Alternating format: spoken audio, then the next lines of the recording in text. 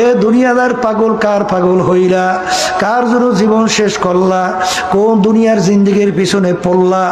এ দুনিয়াদার পাগল আমার বাবারা, এরপরেও যদি না বুঝো, মালিক আমার কত ঘটনা বাংলাদেশের মধ্যেও দেখায়। বাজান গত সফরে আমি গেছিলাম কুড়িগ্রামে, চরবনের এক মুজাহিদ ছিল বাজান, অনেকে ঘুঘু মুন্সি কইয়াটাকে ডাকতো, আসলে নাম ছিল বশির উদ্দিন মুন্সি। বাজান দুনিয়ার থেকে বিদায় নিয়ে কবরে যাওয়ার পরে 32 বছর পরে নদীর ভাঙ্গরে যখন তার কবর ভেঙে গেল, কাপড়ের কাপড় সহ লাশটা যা বের হইয়া আসছে। 32 বছর পরে জাতীয় পত্রিকায় ছবি সহ দিয়ে দিছিল। কে কে দেখছেন ঠাতু ডান্ত দেখি, দেখে কত মানুষ দেখছেন।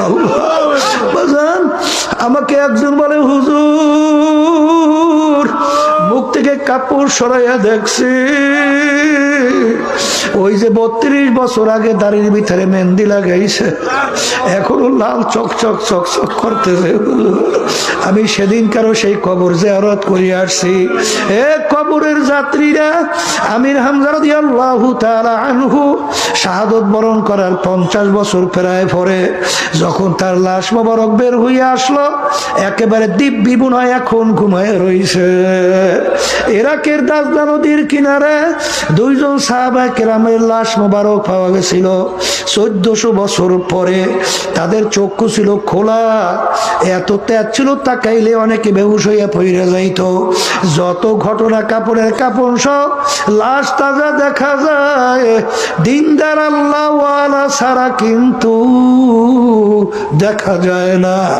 আবার কত কবরে আগুন দেখা যায়, সাপ দেখা যায়, আরে নাফরমানের চেহারা শুয়ারের চেহারা হইয়া পইরে আছে।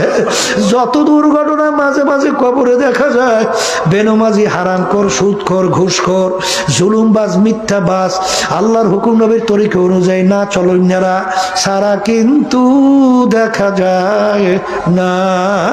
এই জন্য আমার বাজানদেরকে বলবো, পর্দালে মা বোনদেরকে বলবো, মুসলমান বলতেই কিন্তু মন চায় বাজান তাম দুনিয়ার ভিতরে যত জাতি বিচরণ করে, হিন্দু, খ্রিস্টান, ইহুদি, বৌদ্ধ, বাজান সবাই কিন্তু পরকাল বিশ্বাস করে, সৃষ্টিকর্তাও কিন্তু তারাও মানে, কিন্তু বিভিন্ন কায়দায় শিরক কইরা বিভিন্ন কায়দায় ঈমান নষ্ট করে।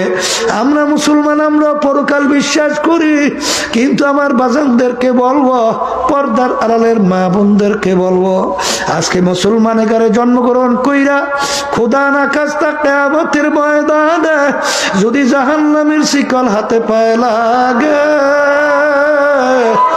এর চেয়ে কপাল পোড়ার সার জাহানে হইতে পারে